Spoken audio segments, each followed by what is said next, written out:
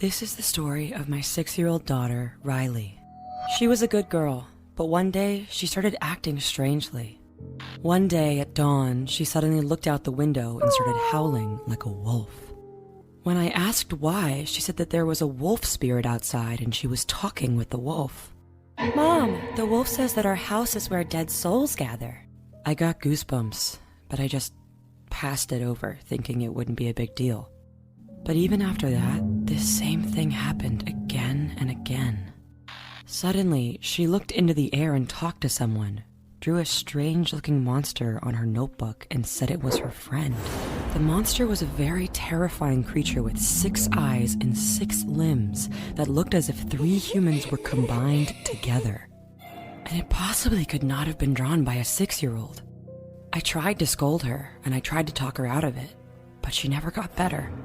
One day, on my way to work, I told her that I would be coming in late because I need to work overtime. Then she said, "Mom, I have so many friends at home, so I'm not lonely." I ended up taking her to a psychiatrist, but even the doctor couldn't figure out exactly why she was behaving like this. Then one day, she suddenly handed me some bread and asked me to eat it. The moment I picked up the bread and put it in my mouth, I recognized that something red was all over the bread. I asked in surprise, "Sweetie, what is this?" She said, "It's hamster blood. Kevin told me to give it to you." My heart sank, and I looked at the hamster cage in her room and found that the hamster was dead.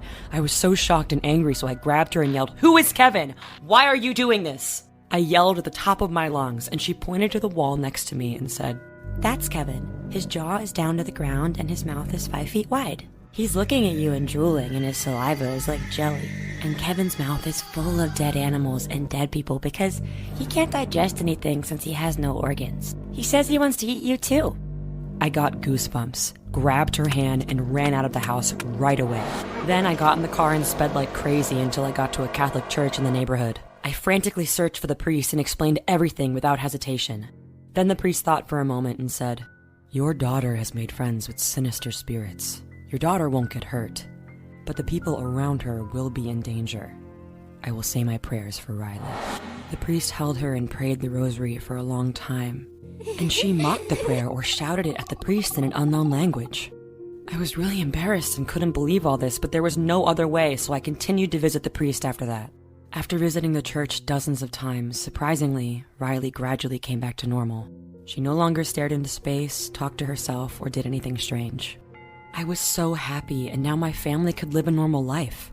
I didn't go to the church anymore, and after a few months like that, one day, Riley looked into the air again and shouted, "Mom, the priest is here!" I was surprised and asked her, "The priest? Why is he here?"